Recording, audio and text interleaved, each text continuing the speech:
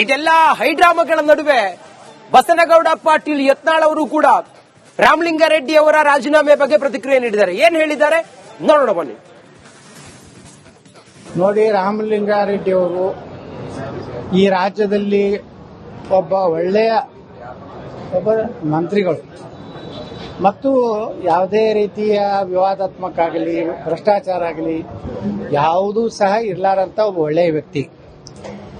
ಅವರು ಕೇಳ್ತಾ ಇರೋದು ನಿಜ ಅಲ್ಲ. ಈ ಜಲಸಂಪನ್ಮೂಲ ತಗೊಂಡು ಏನ್ ಮಾಡ್ಬೇಕ್ರಿ? ಬೆಂಗಳೂರಿನಾಗ ನೀರಾವರಿ ಉತ್ತರ ಕರ್ನಾಟಕದ ನಮ್ಮ ಸಚಿವರು ಕೊಡಬೇಕು.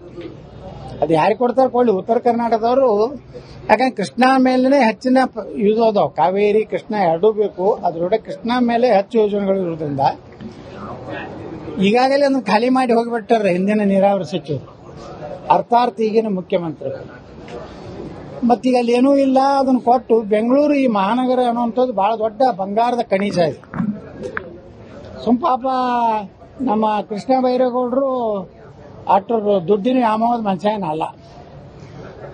ಆ ಒಂದು ಇಲಾಖೆ ಇಂಡೈರೆಕ್ಟ್ ಆಗಿ ತಾವೇ ನೋಡ್ಬೇಕಂತೇಳಿ ಮುಖ್ಯಮಂತ್ರಿ ಡಿ ಕೆ ಶಿವಕುಮಾರ್ ಅವರು ಈ ರೀತಿ ಒಂದು ಒಳ್ಳೆಯವರಿಗೆ ಕಾಲ ಇಲ್ಲ ಕಾಂಗ್ರೆಸ್ನಲ್ಲಿ.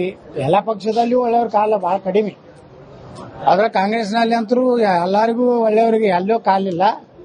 ರಾಮಲಿಂಗಾರೆಡ್ಡಿಯವರ ರಾಜೀನಾಮೆ ಈ ಸರ್ಕಾರದ ಒಂದು ಭವಿಷ್ಯದಲ್ಲಿ 20 ತಿಂಗಳ ಉಳಿದಿಲ್ಲ. ಈ ಸರ್ಕಾರದಲ್ಲಿ ಸಾಕಷ್ಟು ಭಿನ್ನಮತ ಪ್ರಾರಂಭ ಆಗ್ತದೆ. ನಿನ್ನೆ ನಮ್ಮ ಹಿಂದಿನ ಸಹಕಾರಿ ಸಚಿವರಾದಂಥ ರಾಜಣ್ಣ ಅವರು ಸಹ ಹೇಳಿದ್ದಾರೆ, ಅಹಿಂದವನ್ನ ಸಂಪೂರ್ಣವಾಗಿ ನೆಗ್ಲೆಕ್ಟ್ ಮಾಡ್ತಾ ಇದ್ದಾರೆ ಅಂತೇಳಿ. ಅಹಿಂದ